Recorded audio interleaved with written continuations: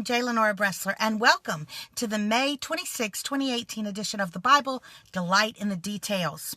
We're in Jeremiah right now. Yes, Jeremiah, a very, very famous verse, 29:11. Many of you know this verse. It is very popular. In fact, it's one of the most well-known popular verses in the whole Bible. And so you probably think you know it really, really well. And that is where God says, "For I know the plans I have for you, declares the Lord, plans for your welfare and not for evil, to give you a future and a hope." That was in our wedding. That has been on so many mugs and plaques and all kind of things. It's so very popular. One of the things that I have learned in my Bible studies is that when you come across a verse that you know really well, a good way to study it anew with a different perspective is to go through that well-known verse and emphasize the different words. And it's fascinating how, because it is the Word of God and it is perfect in every way, when you do that, there are absolutely different lessons that you will learn.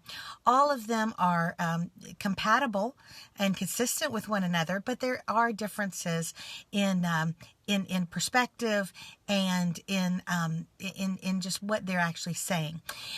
This is one of the things I want you to think about. When you hear that beautiful verse, most of us think about how God is working all things together for good for us. He does have a plan for us, and how it's wonderful, and it's not to hurt us but to help us. But I want you to focus on this. For I know the plans I have for you. The emphasis on I reminds you that we do not know. God alone does. And I just think we should remember that sometimes. I just saw a wonderful quote on somebody else's news feed, a friend's news feed, and it said this: "When something in your life comes up that you don't like or that surprises you, just yell out, 'Plot switch,' and move on." Or plot change. It's so true. What we think is going on is not necessarily what God has got going on. But let's be honest, it does keep life interesting. And knowing that the writer of our play is in charge and does have a plan for the ultimate good of us should keep us always reading the story with clarity, with interest, and a healthy dose of curiosity.